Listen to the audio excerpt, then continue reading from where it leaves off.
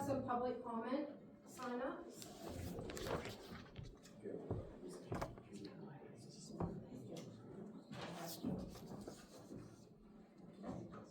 All right, and just a reminder, we do limit public comment to 4 minutes. Whoever wants to go first.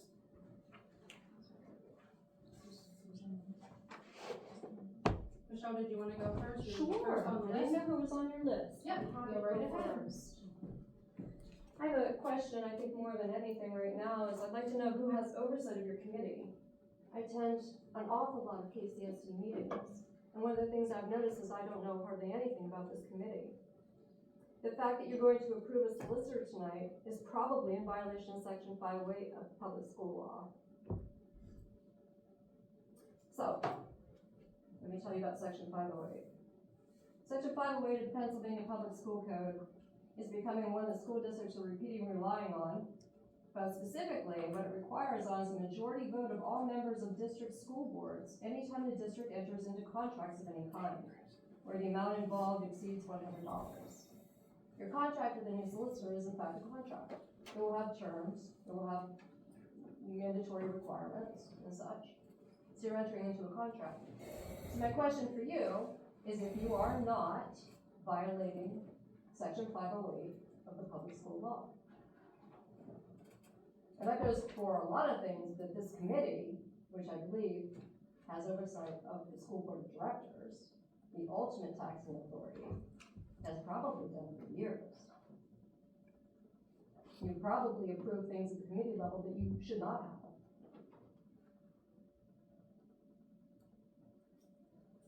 Committees do not have the authority to appoint a solicitor. A separate tax committee does not have the power to appoint a solicitor. This power is only given to the board under the Public School Code of 1949.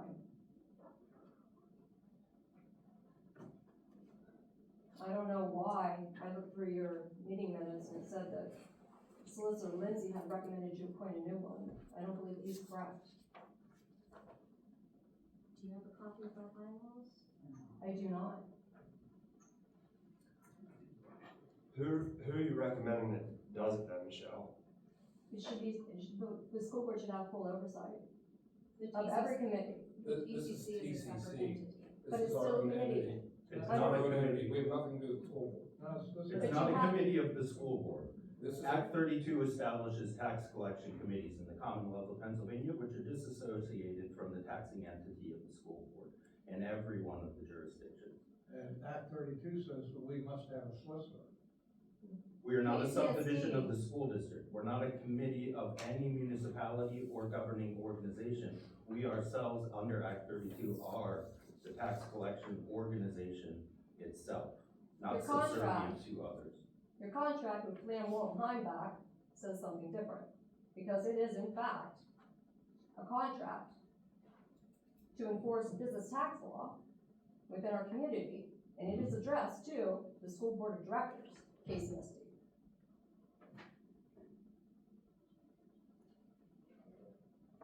Well, that's not who's going to act on it. The tax collection committee is. It is not a subdivision of the school district. It is an independent governmental entity under Act 32. So when you sign your contracts, It's Who as the approves tax collection committee, who, this committee, which is a governing board in the Commonwealth of Pennsylvania, who is the ultimate taxing authority? the tax collection committee. I don't believe that that is correct. You I should read believe the law that then. KCSD school board directors are the ultimate taxing authority. We don't operate on belief, we operate on the fact of the law. And the fact of the law is Act 32 requires that the tax collection committee, this group of people, Mhm. is the sole authority to collect earned income tax, not your local jurisdiction and not the school district. This committee is the legal entity that determines the collection of earned income tax. However, KCSD school board is still the ultimate authority, the No. ultimate taxing authority. In your opinion, But we're your not here to opinion as discuss well. your opinion. That is your opinion as well. All right, we'll look into that and get back to you. Thank you. Yep, thank you.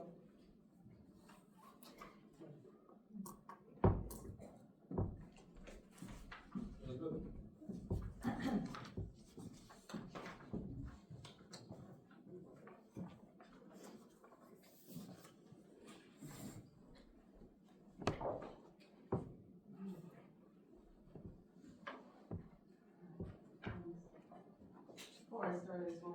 don't like being here. I'm obligated. Okay. Good evening, I will speak quickly just to make sure I get in. Thank you. Good evening, Elizabeth Lynch, citizen of Mill Hall. It is highly unfortunate that the Zoom option is not available. The TCC chair has the right to allow this. Please ask yourselves, what is the real reason why Zoom is not an option tonight? Regarding suspect activities and favoritism for the Keystone Collections, and I'm going to use this term KC for Keystone Collections, I'll focus on undeniable proof through emails I have that the TCC tax officer and the TCC chair have willfully withheld vital information from you, the Keystone Central School Board, and other tax collection agencies since March 22 of 2024. March 22. Nick Grims emailed Keystone Collections to begin the initial steps to appoint a new EIT collections agency. March 28. Nick Grims secretly announced another proposal coming from Berkheimer and states Keystone Central School District administration is 100% on board with exploring options. April 5th. Nick Grims requested Keystone change their flat rate percentage to a blended commission, and I quote, help to convince the school district, and he stated, I don't want that to delay things. May 6th, KC responds to Nick Grims and states they can change their commission to a blended quote. Key here is this question from KC to Nick Grims. Have you requested a blended quote from the other major collector that is supplying a bid as well? May 6th, Nick Grims responded with this. Berkheimer responded with a quote that was a flat rate and not a blended rate. It is really up to you if you would like to provide both options, just a blended or a flat rate. Nick Grims also stated, just a reminder, please supply this quote to me via email as the staff is still in the dark at this point. Question, did Nick answer Casey's question? May 6th, Nick Grims informed Joni McIntyre and Christy Serafine Brooks that KC and Berkheimer should have their bids in soon and request to discuss this with them. Another email tells Joni and Christy to know this information is still confidential, and regarding software issue, he also redirected a comment from IT, quote, I was able to redirect that comment, but just want to be careful about what rumors start to spread. May 6th, Nick Grims emailed Joni and Christy stating any changes on tax collection is a TC decision and is not a school district board decision, even if its plan included taxes not governed by TCC. May 6th, Joni emailed Nick and Christy with union employment concerns if they outsource. They decided to meet the following Monday to discuss. May 10th, KC emails Nick and informs him that they also included the LST taxes in their proposal. Also wants to include real estate and business privilege taxes. May 27th, Nick emails Joni and Christy that he has finalized his proposal but wants their feedback but not to share it with anyone else. July 11th, Nick emails Joni and Christy to schedule a TCC meeting to, quote, discuss appointing a new collector, and then a second voting to appoint a new collector. Recommendations August 6th and September 4th. September 6th, Christy sent an email to Clinton County government requesting an EIT proposal 6 months after Nick contacted Keystone Collections. There's more, a lot more, and more people are involved. In fact, there are over 500 pages of emails and other information that confirms your tax officer, your Keystone Central School District TCC chair, and the Keystone TCC alternate willfully worked without your directive and intentionally kept their scheme from you. That's 4 minutes. Okay, I have 2 more sentences. Call for the orders of the day. Call for the orders. I'll let her finish. Is everybody okay with her finishing the 2 sentences? If it really is 2 sentences. Yep. Last time we let you go on, it was 35 minutes. You can, if you want to look, it is 2 sentences. Go ahead. Please ask yourself if this type of leadership you will tolerate, that you want, and if not, discuss what TCC leadership you want and make that happen starting tonight, and ask yourself, should I follow their guidance, or should we firmly stand together and not approve anything they recommend until you all meet with your new solicitor for the professional and objective guidance? Copies available. Thank you. Thank you.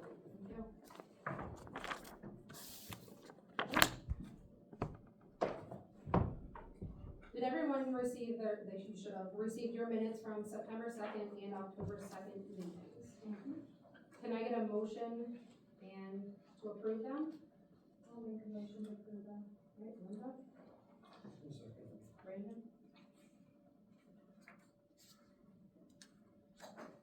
Alright, and at the last October 2nd meeting, I had mentioned that David Lindsay, our current solicitor, he put in a resignation due to, he feels that there may be a conflict of interest. So we have to accept his resignation. Don't we have to, do the special meeting for September 4th as well? Don't you have two of them on there? We want approval of September 2nd and October 2nd. September 2nd and October 2nd meeting minutes. We approved them both. Okay. I did a comment on the September 2nd one. September 4th. Or September 4th. It's really not to motion minutes, it's just a comment, I can look at later. We can discuss it now. Okay. Go ahead. Well, I noticed that September 4th, we did have virtual option. And, I believe we even left, when we did the voting, there was a gentleman that was on the screen and he voted. I believe it was Richard. And then we realized that we don't have a virtual meeting policy. Okay. So So- we have to correct that action. So what do you mean by a virtual meeting policy? Because I believe the chair can just make that decision, like we will have virtual. We have it in our meeting, we have it in our bylaws that we would have virtual meetings, but we don't have a policy to back that up. So if anything legally would come out of us holding a virtual meeting, we have no policy to state how we're going to proceed with the meetings. And I'm not an Got that. attorney, so I don't know what goes into them, yeah, but that's something that we're gonna discuss later on in our meeting. okay. Because, as far as I understand, you as chair can decide that you wanna have, that you offer Zoom. And I know last meeting we asked you to offer it at this meeting. And we mentioned about the virtual meeting policy though. I think we all agreed that we wouldn't have virtual meeting until we had a policy set. May I ask, where are you getting the information from that says the chair has the authority to set that policy? Where have you I know, gotten that written? yeah, if the chair can set that policy. Oh, where did you see that written? I've got sources. Well, what are the sources? I have sources. What do you want? If Well, if I I know know that- it, then I know what my rights are as the chair as well. Cause I know I can set meetings, like the more information I have, the more information that it will help me. Right, as that- well. It's not in our bylaws, so I wonder where you saw it written No, under it's Act not in our 32 that the chair gets to I use mean, that. I go to many meetings and we have Zoom. I don't know, I never heard of the policy thing before. Oh, okay, We well, offer it, yeah, we offer it at our meetings. I at the never just city of heard Lock policy. Haven, we have to have a legal policy that states what can and cannot be done virtually.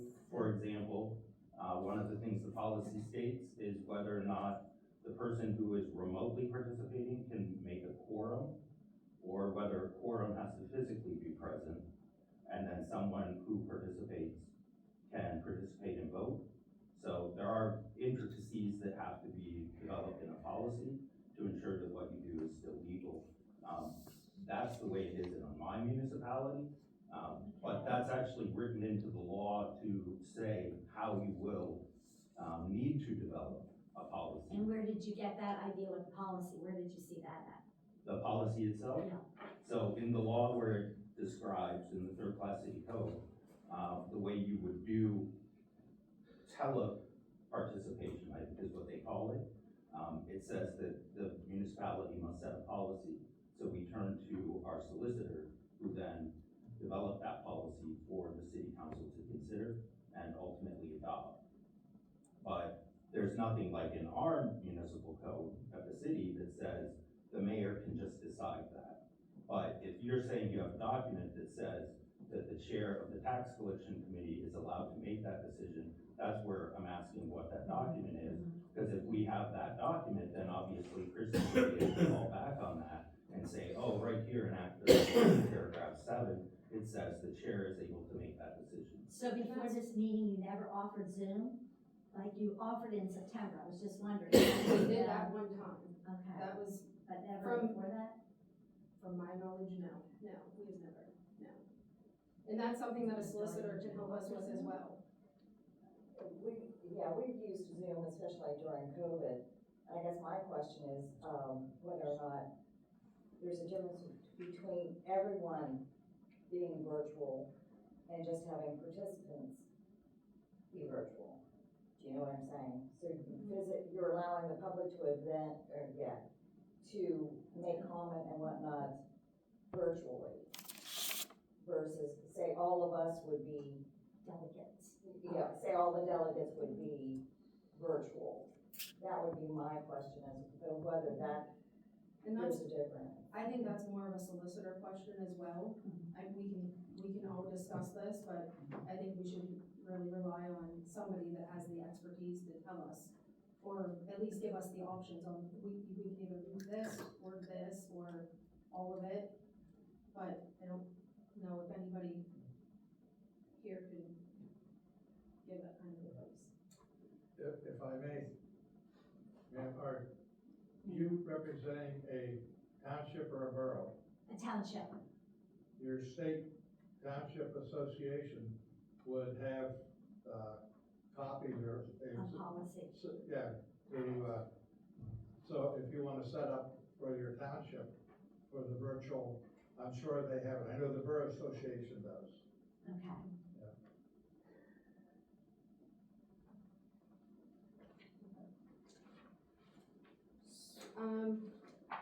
I need a motion to accept the resignation of David Lindsay as our TCC solicitor.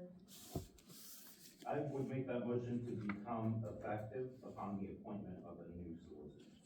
I'll second that.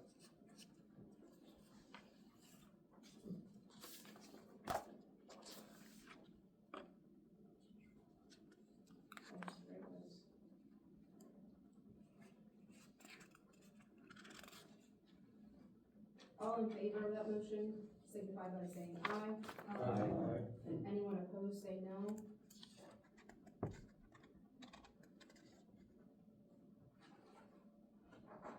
With that being said, we received one proposal for our TCC solicitor. The individual is extremely qualified, he is more expensive, but he should save us time and make sure that we get everything right. What we pay somebody local that's not experienced in the TCC law is what we may, for 2 hours, is what we may end up paying him for an hour. So we're getting, my knowledge, kind of the best of the best. I know he has helped written some TCC laws. You do have his proposal in your packet. His name is Jason Confair from Saxton and Stump. And he is out of Lancaster. There was 9 firms that were reached out to, and this was the only one that we received back. I asked Nick today if anyone replied and said, no, we don't want this, or anything like that, and had any questions, and he said no. The one individual he reached out to actually, suggested that he reach out to Jason Confair. I would make a motion to appoint, Jason Confair as the primary attorney with the solicitor Saxton and Stump. Excuse me, before you proceed, do you mind if I ask a question? I was reading through this and it says something about payment now was made from Keystone Central, but if you don't have the majority of the vote, then the payment will start lying on the townships or the municipalities part of the payment. I'm not sure where, I just read over this quickly. I just wanted to know. Yes, right now Keystone Central pays for the solicitor cost. We don't use a solicitor often, so the cost isn't a lot. but Keystone Central also holds 58% of the vote. If we recalculate the weighted vote and the school district doesn't hold 58%, then we would distribute that Yeah, I amount. just thought everyone should be aware of that. Yep, thank you. On a follow-up to that, is there a way that, the subcontractor basically can pay that invoice and deduct it from the amount due in taxes? Or is it better logistically for you to invoice us and we pay it from the residual of the taxes we receive? I don't know how that would be handled, Okay, because it's not currently done now, so I don't know I'll definitely look into it and find out It's how. probably not in the agreement to do it, to do what we want to do. because Yeah, right I'm now not our, sure, I think we would have to invoice is how I think it would work. our check is the net of cost, Mm-hmm. the collection cost. So if this was added in as another cost of collection, as a separate line item, that would be easier for most of us, because we just get the check that's the net. And then in our own systems, we put that in as revenue, expense, and the whole thing nets out, in the transaction.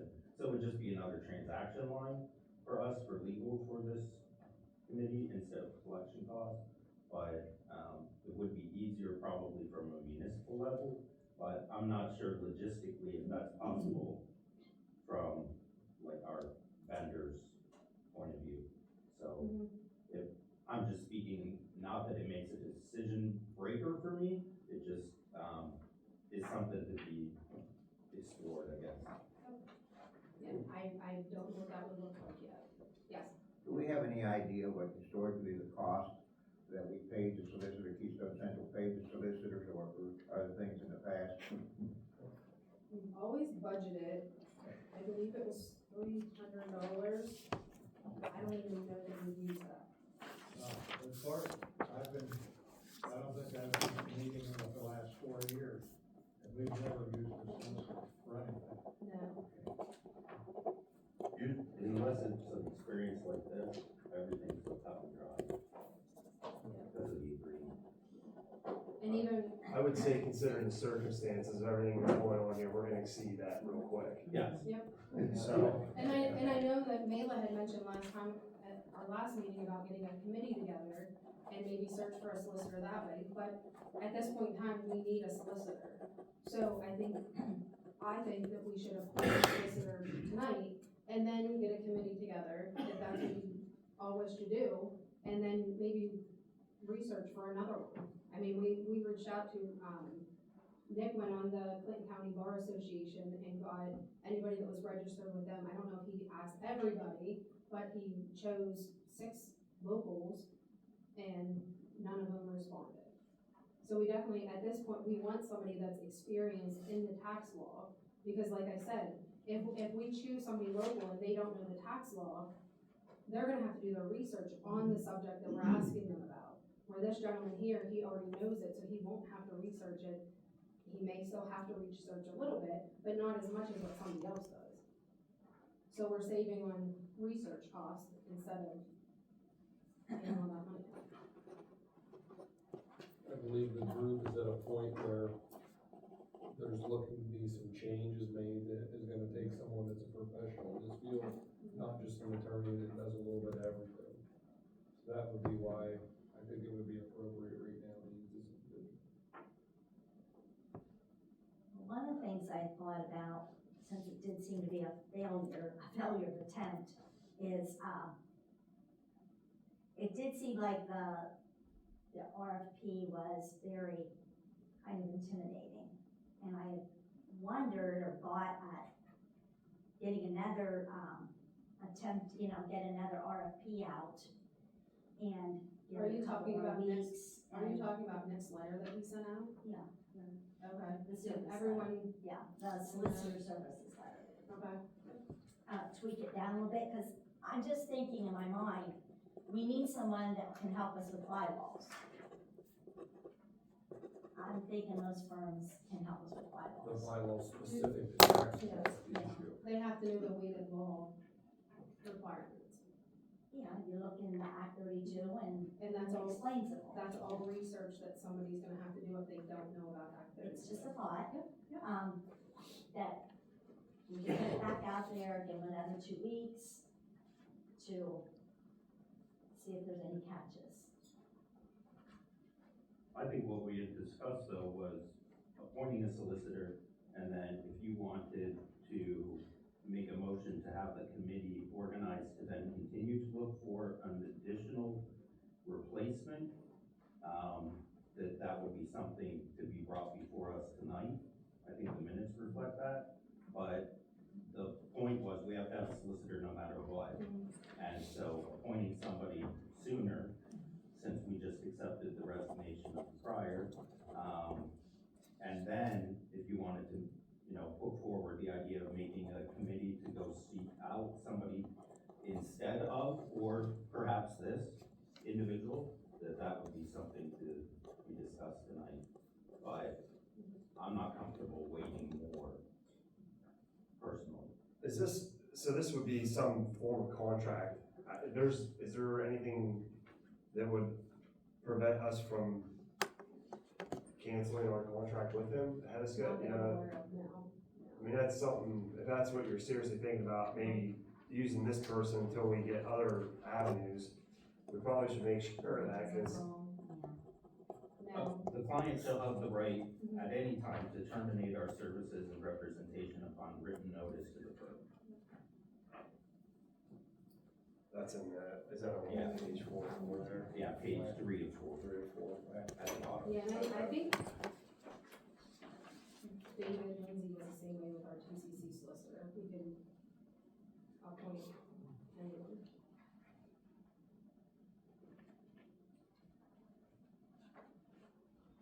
Just basically the letter don't end the contract, so if there's things going on that they're working on, you're gonna pay for it Until they're done with that project. until they're done with it. Unless you would direct them otherwise. Right. Is there we received this and, I think her name was Michelle, said that we received a letter that was addressed to Keystone Central School District. I don't have that letter or contract. I see the one that's addressed to Clinton County Tax Collection Committee. Is there a different one that she had than I have? I'm not sure. Okay.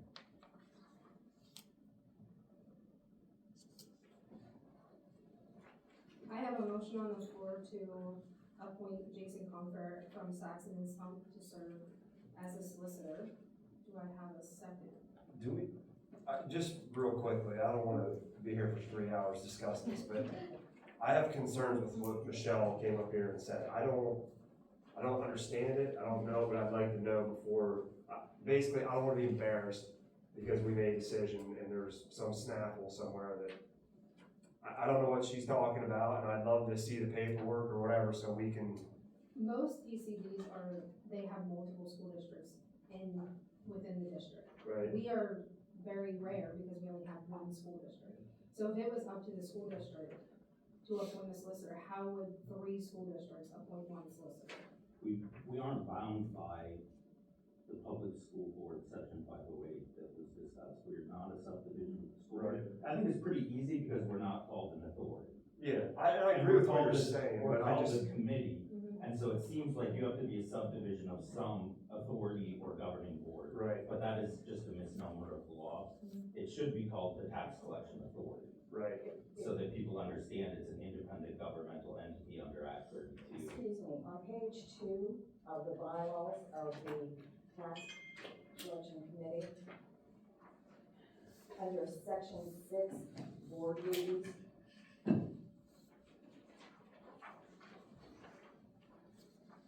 She has bylaws. yeah.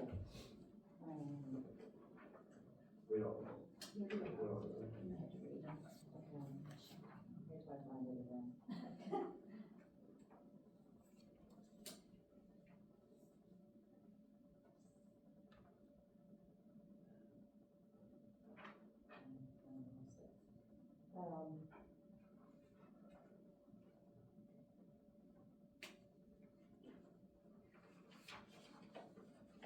I know it says that it, okay. I'm sorry, it's under section 7E. It's the retention of board authority. And section E says appointment of the TCC solicitor TCC auditor, TCC insurance agent, and tax appeal board members. So that's one of the duties of the board. And also then on page 4, section 8, the board shall appoint a solicitor to advise the TCC regarding any legal issues that may arise. The solicitor may be present at all regular meetings of the board and may be present at other meetings of the board and tax appeal board upon request with proper notice given. So there's 2 sections that say that this board has the authority to appoint a solicitor. Who is our board members, by the way? I know you are. All the delegates. Okay, so then you just act as chair and she's secretary. Mhm. Okay, that's it. All right. Yep, this is all of our members tonight, so we're all All right. So it's in. We do it's vote in- for that, for chair. Pardon? We do vote for chair once a year. Right, I understand that, Right. okay. I didn't mean to interrupt her, but Yeah, she but said board, okay. that's what it says in the bylaw. Does anybody have the authority to extinguish this board? No. Okay, The Commonwealth of Pennsylvania one, okay. which doesn't happen. The only thing that would change it is the municipality appointing the person that ends. That would be the only thing that would be changed by any, Yeah. that would be the. If nobody has the power to shut us down, or whatever, the authority to, then we don't really- Well, that's it. Only the state. does that make sense, Michelle? Yes, it does. However, it still doesn't make sense if KCSD is paying for your solicitor. But they're only paying if, Because she's a delegate. We're paying because Keystone Central holds over half of the majority weighted vote. so if that changes, then everyone will pay. I would say that's more of a tradition than written into any agreement. It's just the choice that Keystone Central made. Which obviously was to the benefit of this committee, but doesn't mean this committee has to continue to accept that generosity. Well, my rebuttal to that is that your board of directors is the one that's effectively approving the bill. So you're asking them to approve of something that they really have no input on. They have no say, they have no oversight of. So that's where it doesn't make any sense. The school board shouldn't be paying the bill. I'm sorry? It sounds to me like the school board shouldn't be paying the bill. I agree. So, Something's not right. Yeah, I mean, once again, from my knowledge of this whole thing, these meetings take place prior to like September, 2-3 people showed up. So nothing's ever questioned. I'd be willing to bet half of us up here don't even know hardly anything about it prior to all this stuff. So maybe those things slip by whenever there's no oversight, and maybe that's why those bills are being paid, but. Well, I think I can look from the last time a solicitor was. We're trying to get paid, some if that's- oversight of organization. Yep. To, And quite honestly, in my opinion, if they weren't hardly being used and the bill was only $100 for the year, it's a hell of a lot easier to just pay it than reach out to every individual And I think municipality and ask for $10 or whatever. I think that's what happened by tradition, because the school board, of course, does make significantly more off of the collection fee Right. than any municipality. So, they definitely had kind of the slush compared to the rest of us. But, it was kind, but it's not necessary, it's not part of the agreement, and is one of those things that over time seems to happen when your, subcontractor for this board is also a member of this board. Right. It can blur a line that what we're all discussing. Yeah, I think maybe, listen to Michelle, I think that's kind of the confusion there, is you being the representative of Keystone Central, it is a little confusing, but I would say going forward, the bills do need to be discussed and divided out, whatever makes sense, not for Keystone to be paying them. And to clarify, when you said nothing was questioned, one of the dullest reads ever will be reading through 5 years worth of tax collection committee minutes, because the only decisions we actually make is whether to waive fees, Right. and penalties. did it. That is totally all we ever decide. Yeah. Is, all right, so is it justifiable that these people didn't know because they opened a new business? So, okay, let's waive that penalty and just have them pay the fee. So Yeah, and even it going isn't back mine. through, I didn't see anything that was solicitor. So I may have overlooked it, but I'll look and let everybody know when the last time we used the solicitor was. Just for that reference. Just for, I'm sorry, I didn't mean to interrupt, but just for clarity, who pays the settlements for lawsuits? The tax office. Which is, in other words, I guess what I'm asking, I'm sorry. I'll check on that. That's something that I'll look into. Does every single municipality have a representative? Or does some people just not appoint anyone? There are some that just don't have anyone. And will they, even though they don't have a representative, will they be charged as well? Yeah, there's one municipality that does not, collect the EIP tax, so they won't be charged because they don't partake in it. Those municipalities that don't appoint someone, they can appoint anyone. Yep. Who's already here. You can, you don't have to be a resident of the municipality that you serve. So, Is that if you know also- one that doesn't appoint someone, like, you could reach out to them and say, hey, do you want me to act on your behalf too? Because then when you vote, you represent more than one. I live in Mill Hall and I used to represent Leidy Township. The, motion that I made, I don't believe got a second. Is there a second for the appointing Jason Confair? I'll second it. We gotta move forward. And is everyone all right with me executing the contract, getting it signed and anything? Oh, Everybody do. sorry. Yep. Is everyone all in favor, signify by saying aye. Anyone opposed, say no.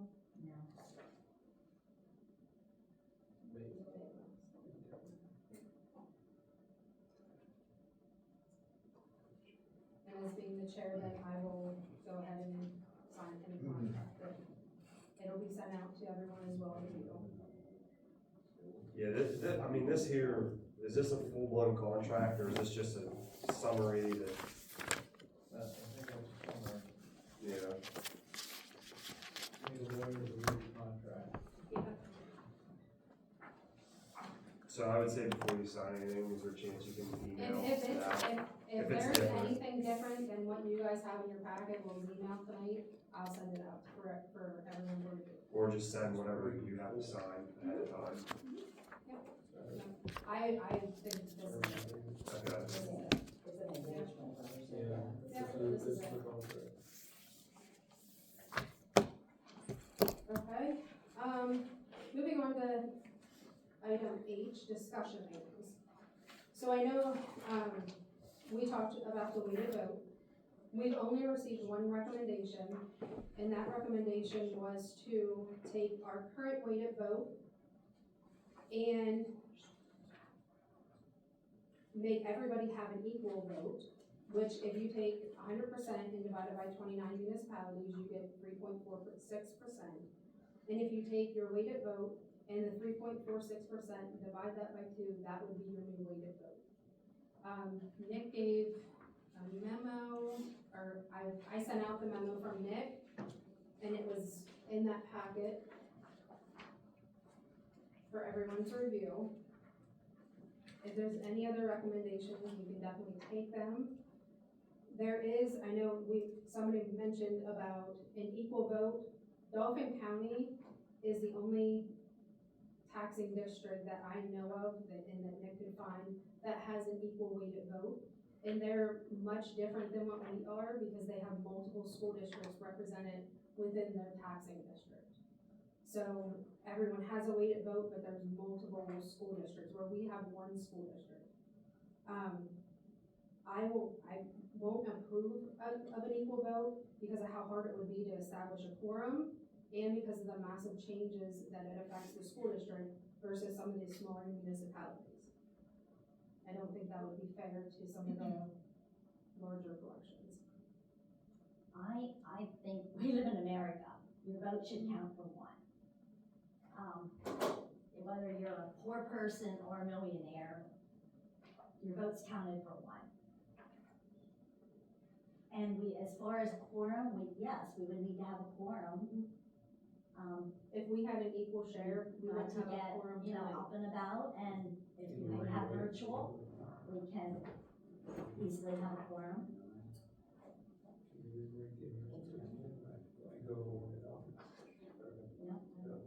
And, You could or we probably, can right just now, make it's this- the way Yeah, as long as it follows the tax laws. Well, we are America, even when we have a weighted vote. yeah, well, this is That like is the still only American, organization it's ever. still the law of the Commonwealth, that the weighted vote is permissible in this scenario I because understand, and I know of Greg would how enjoy. different municipalities and taxing bodies are affected differently. And so, you know, I am an advocate for the weighted vote. I am an advocate for a weighted vote that at least, at a minimum, gives the municipalities the ability to outvote the school district. I see that in Nick's second proposal, the first proposal was equal votes. The second proposal was a kind of average of averages, which took Keystone Central from 58% of the vote down to 30.94. You would see Flemington go from 1.5% of the vote to 2.5% of the vote. You would see Lock Haven go from 9 down to 6. So you're seeing a distribution of not just the school district's percent, but some of the larger collecting entities, the redistribution of our percent as well. But it would be two friends of ours, like Flemington. And it would have no effect over your taxes, whatever taxes are Right. collected, that's still the same. It's This is just the. just when we voting. vote here. Yes. Now, the average of averages, I think, is interesting, but, and I realize it's a really quick, advantageous way forward, but it still is something that I feel like the solicitor Mhm. should look over before we take action on it. Yes, You may have some other idea. Yep. Right? yep, absolutely. But I do appreciate Nick's work, because I think it's really good work, and it gave exactly what I think the municipalities, at least the majority of us, voiced as our frustration, and tried to find a way to correct, so to speak, that. And again, I'm not speaking disparagingly of the school district, because they, are the beneficiary of the way it was originally set up. Obviously, we have to find a way that the school district is still happy, because they are still going to be the lion's share of vote, in this scenario, at least a third, compared to the rest of us, but, we do wanna find some scenario that gets everybody close to what seems fair. But hopefully the solicitor can look that over and get back to us soon. If that's what others think should be done. Yeah, I mean, that's why we're hiring one, so I definitely think we should utilize that. I- Greg, you're saying hire, do the solicitor, and then with an emphasis on looking at the shared weighted vote. Right, that's like job number one, because that has to be written into the bylaw. I put some bullet points out and I'm looking for suggestions, gosh.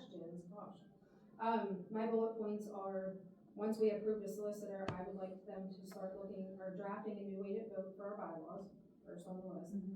Draft a virtual attendance policy for our bylaws, and review the process that we follow to compare our collection agreement to other collectors, and review the contract received by Keystone Collections. Is anybody all right with those bullet points, and does anybody wanna add anything? What about drafting virtual attendance policy if we're required to have one? No sense paying for them to do something we're not required. What do you think, Greg? If we're required to have one, he would draft it. That's what I'm If we're saying. not, he's just gonna say, well, you're not required to have one. Yeah, If we're not required to have one, then we can have a virtual meeting and we don't need a policy. I don't know how many of you broadcast your municipal meetings. The city does, and we catch more hell for doing that than we get benefit. We get criticized perpetually for, broadcasting it the way it's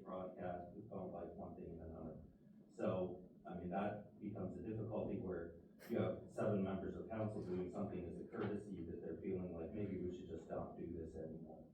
So it can become problematic when you have virtual participation, if that becomes in itself a barrier or somehow a negative experience for people, then it's not making a positive benefit in the discussion that's taking place. So I guess the first question is, do we legally need to have one? And if we do, then we need one. If not, then I guess just a recommendation on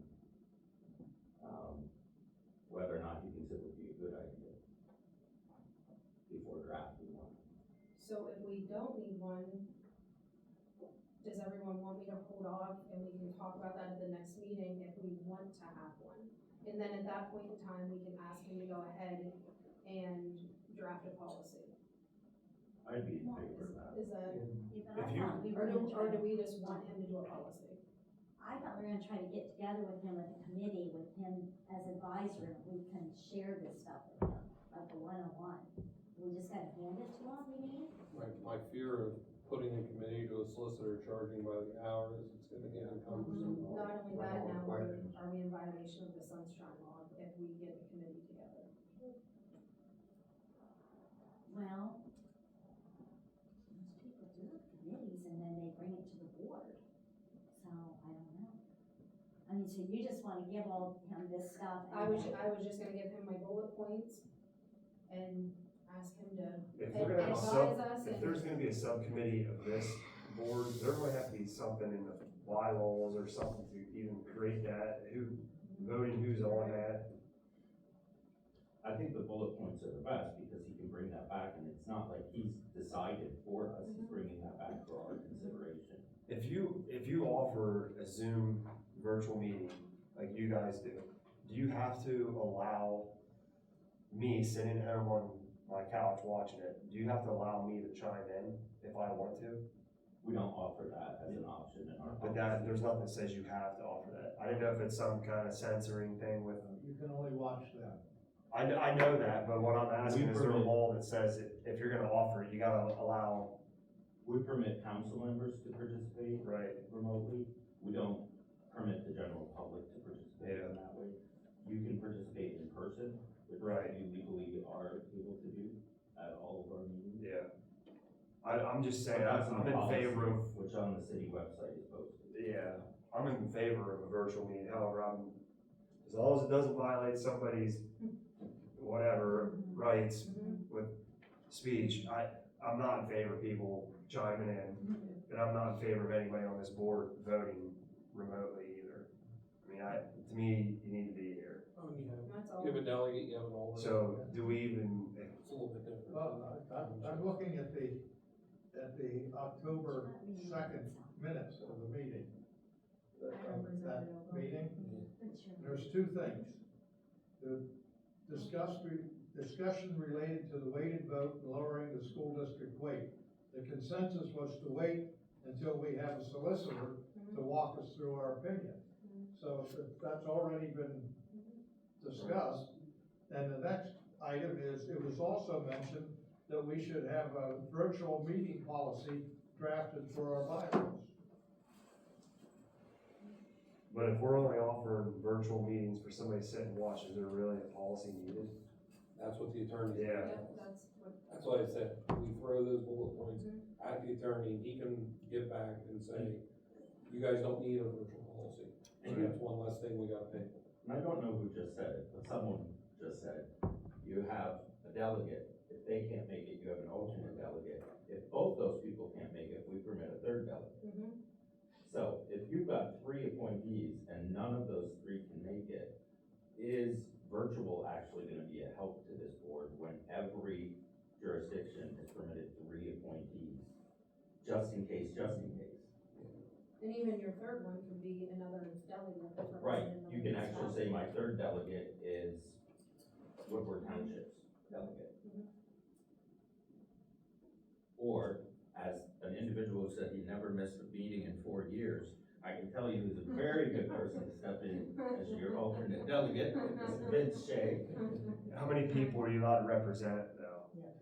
I don't. I don't agree with that. I mean, that's, yeah, you have to vote for that one, and you have to vote for that one, I don't know. I'm not gonna call Greg up and say, hey, I can't make it tonight, why don't you just take my I vote? haven't No, seen your it in our bylaws. municipality. Your municipality has to appoint that. Municipality Okay. has to appoint. Yeah. So how's that all gonna take place when you have different timeline of township meetings and stuff? Yeah. Well, you're Or supposed to do just it do once it a ahead of year. time? You do it a year. Once a year, you should be appointing the. Yeah, but delegates. I'm the delegate and we have an alternate. We don't have anything in our township meeting that says when Kyle don't feel like going to the meeting, Greg Wilson can vote for him.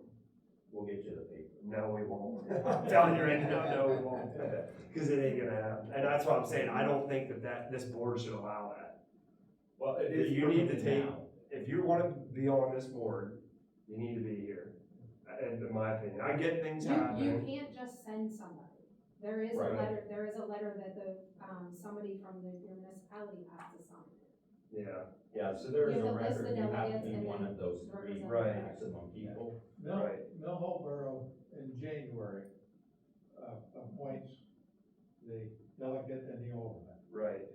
And then I think they send a letter to So, the school district or Yeah. the tax committee. so this isn't something casual, you just call. No, last she minute. sends a thing back. That's what I just wanna and make sure, cause I'm not, I mean, yeah, In your municipality, it would be voted on and then signed by, you, Right. actually as chair.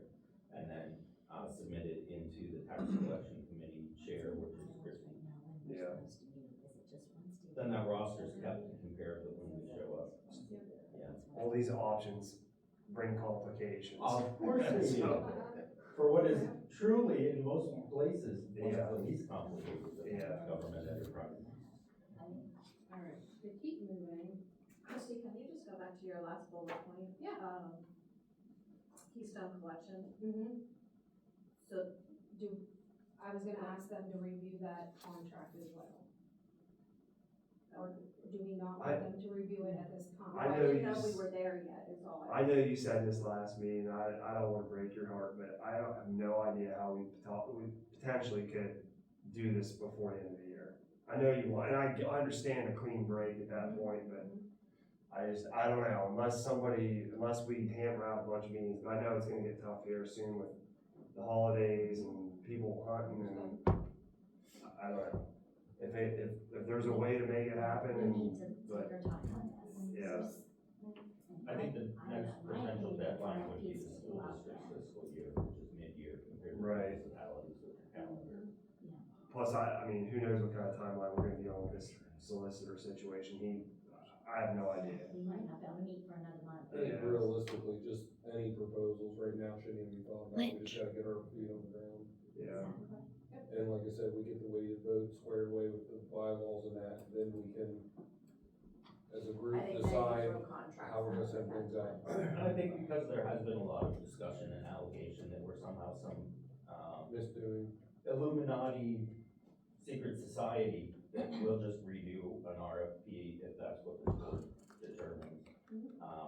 So that there's no more questioning about, the intent of this board and its use of a subcontractor. And we don't need an RFP because it's professional No, service. but I'm sure the attorney No, can come but I up with guess something you just call it interesting. letter of interest. Yeah, letter of interest. Okay. I agree with you, Greg. I thought about a couple more things, might not be something he needs to know right now, but agenda and minutes, maybe be sent out to the delegates if they could, like, I'm saying 10 days before, if that's too hard, but, you know, something that we see earlier than in a couple days. And also, maybe we could establish the meetings like as the third Tuesday of each month, something that then we don't have, like, it's already set up instead of you sending out Christie and saying, oh, we have a meeting next Wednesday, I can't make it, you know? So maybe if we could establish a time, and I know it's hard, but we did it tonight. I think for the We did it most part that tonight. we have been, with the exception of last meeting, we didn't have a meeting moving forward. But typically, the TCC meets every 6 months. Oh, every 6 months? Yeah. Okay. Yeah, But she just read the but- bylaws, it's at least once a year. yes.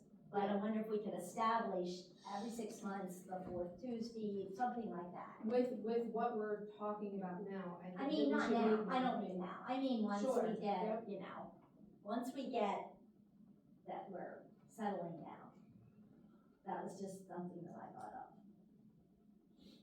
Now, can I ask, how far in advance do you provide your township supervisors with their agenda? Well, we cut it off on Friday morning, so I give it to the supervisors the Friday before our meeting, which is Tuesday. Okay, So because Friday. 10 days is a lot. Mhm. I mean, It might and that's be, not yeah, what it we might be, I provide. understand. I mean, I'm the same I'm as just you. saying if it's possible. Some organizations, we like the minutes out right away after our meeting, so it's all fresh, that we can get to look at them right there, and then we can draft them. Because I send mine out on Friday for a Monday meeting, and things are still coming in Friday for the agenda. Oh, I know, I get it. And So, sometimes the agenda is tweaked by, before Monday, and then Monday it can't be tweaked anymore, because it not- has to be. not in the city of Lockwood. After it's posted, it's not, Well, I mean, ours is until Tuesday, so we have to. even then, that's harder now. So I think the agenda has to be out 24 hours ahead of time. Right. That's, Oh, yeah, I know that, that's what I said, I have to have ours, yeah. Alright, so, being said, we need to schedule another meeting.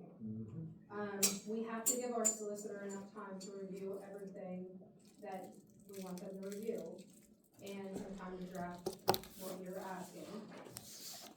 And then we also need time to review this information, so I don't want to receive it from him, and the next day we have a meeting. So, I looked at some dates in November, I know we're coming up on Thanksgiving. You think? Oh, yeah. We have in You're January. gonna be sending that proposal to him with all the stuff. I don't know, Well, maybe you should several think bills about that- He asking shouldn't. him and then go from there. I was gonna say, he shouldn't need much time, being that this is something that he's experienced in. Because of Thanksgiving, how about December 6th or the 13th? Wednesday, both. The first Wednesday of December, 4th and 11th. November, yeah, 4th and 11th. Oh, the 4th won't work, that's economic partnership. I know, that's your meeting too. I think we need to go later for meetings, at least for townships and municipalities, that's quick. later in the month.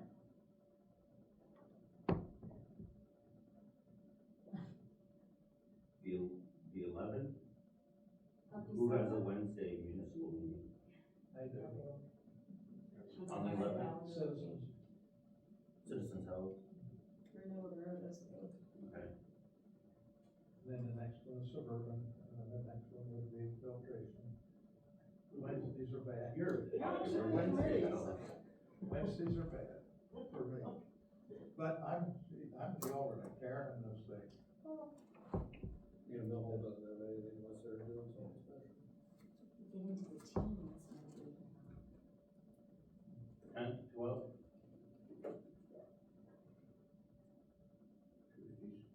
Tuesday and Thursday, 10th and 12th. No 12th? Yeah, you're On Thursday. 17th or 19th. I don't know how you can find a date that No, everyone's it's gonna be so available, busy. especially in December. We should doodle poll.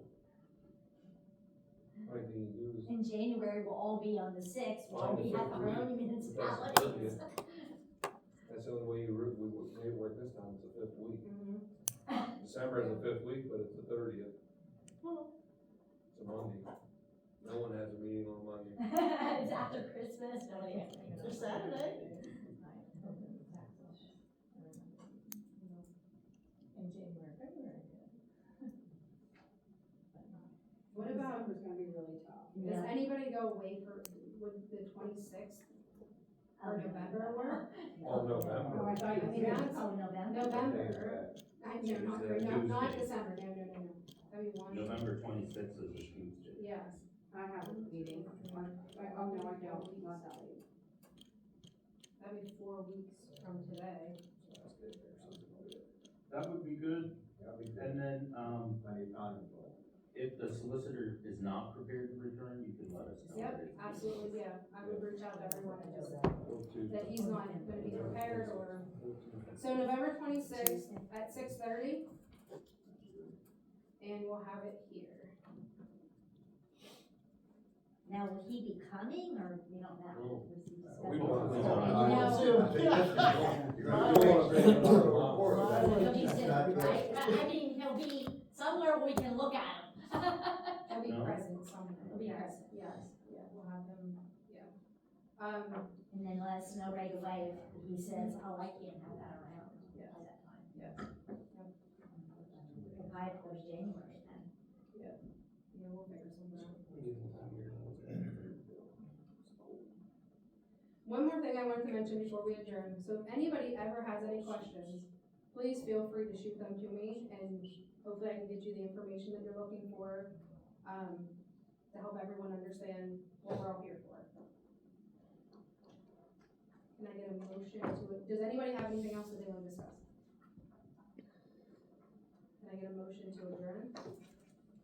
Oh, yeah. I'll second it.